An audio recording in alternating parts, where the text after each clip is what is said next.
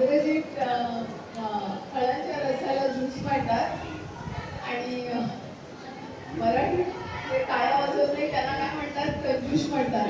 एवढं छान भाषण दिल्यानंतर आणि तर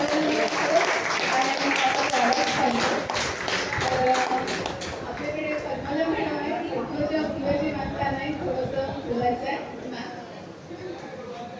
वेळेचं बंधन आहे, आवडती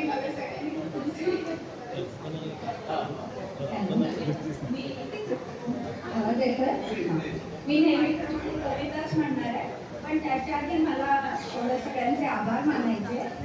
एक कुंटांबेकर सर आहे, ते काय म्हणजे काही न बोलता पाठीशी राहून सगळ्यांच्या म्हणजे एक वटवृक्ष असतो ना तसं, त्यांची फक्त उपस्थिती सुद्धा ती आपल्याला जाणवते. आणि शास्त्रकार सर, चव्हाण सर आणि मीनाक्षी मॅडम यांच्याविषयी तर मला प्रचंड आदर आहे आणि धन्यवाद मला ते विशेष पुरस्कार दिल्याबद्दल. आणि केपी शिकवावी तर सविता मॅडम. मी काही महिने शिकले त्यांच्याकडे, ते नंतर मी आजारी पडले तर नाही शिकले, पण तरी त्या फोन करून प्रत्येक विद्यार्थ्याचीच म्हणजे वेगळी चौकशी करून तुला काय नाही समजलं, चल मी दाखवते, चल मी हे करते. म्हणजे जसं आपल्याला शास्त्रकार सर, चव्हाण सर किंवा मीनाक्षी मॅडम करतात, तसाच गुण सविता मॅडमकडे. म्हणून त्यांच्या हातून मला बक्षीस मिळणं हे भाग्यवान. आणि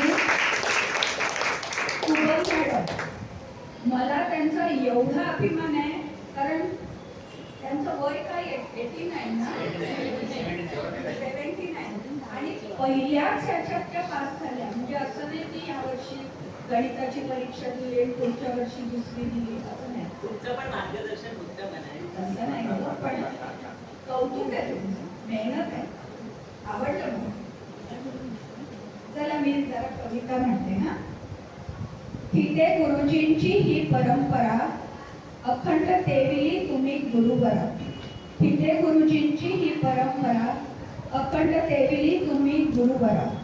पायाभरणी चव्हाण सरांची, पायाभरणी चव्हाण सरांची ग्रहताऱ्यांची ओळख साची, ग्रहताऱ्यांची ओळख साची. फुलवली मीनाक्षी मॅडम यांनी ज्योतिषाची गणित कुमुदिनी. फुलवली मीनाक्षी मॅडम यांनी ज्योतिषाची गणित कुमुदिनी. फलज्योतिषाचा हा गोषवारा, हाती लाभला गूढ ज्ञानाचा धागा दोरा. फलज्योतिषाचा हा गोषवारा, हाती लाभला गूढ ज्ञानाचा धागा दोरा. फलज्योतिषाची विविध अंगे, शिकलो शास्त्रकार सरांच्या संगे. फलज्योतिषाची विविध अंगे, शिकलो शास्त्रकार सरांच्या संगे. जोशी सरांचे गणित सांगे, लग्न मुहूर्त काळाची बिंगे. जोशी सरांचे गणित सांगे, लग्न मुहूर्त काळाची बिंगे. अर्थात मी जोशी सरांकडे पण शिकले होते. आम्हा लाभल्या या ज्योतिर्मय ज्ञानाच्या श्रावणदारा. आम्हा लाभल्या या ज्योतिर्मय ज्ञानाच्या श्रावणदारा. चला वाहूया ही गुरुवरांची ज्ञानधुरा.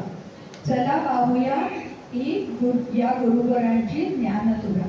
आणि अजून एकच सांगते, काय म्हणजे आता त्या बोलल्या त्या आयुर्वेदिक डॉक्टर आहेत ना. हां, तर मी माझ्याकडे एक पुस्तक आहे, त्याच्यात काय आहे, प्रत्येक नक्षत्राचं जे झाड आहे, म्हणजे रोहिणी नक्षत्राचं जे झाड आहे, मग ते कुठलंही खैर आहे ना, रोहिणी नाही, मृगशिरा, मृगशीर्षाचं खैर आहे. तर त्यांना जे काही पॉसिबल म्हणजे संभावित आजार होतील त्याच्यावर खैर हे सगळ्यात गुणकारी औषध आहे. तर त्या आयुर्वेदिक त्यांना हे माहीत असेल.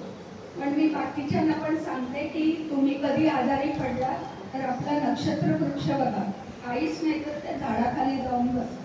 एवढं बोलून मी